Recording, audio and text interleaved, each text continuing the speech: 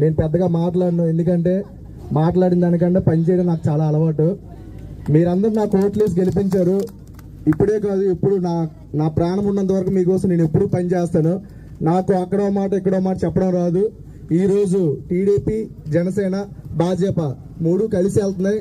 కాసేపు మనం పార్టీల గురించి పక్కన పెడదాం, ఎందుకంటే ఇక్కడ అందరు పార్టీలు ఉంటాయి, అన్ని కులాలు ఉంటాయి, అన్ని మతాలు ఉంటాయి. ఎవరి గురించి నేను తప్పుగా మాట్లాడాల్సిన అవసరం కూడా నాకు లేదు. ఎందుకంటే మన కొల్లు వలస ఏమవుతుంది, ఎంత వెనక పడుతుంది అనేది మనకు ముఖ్యం.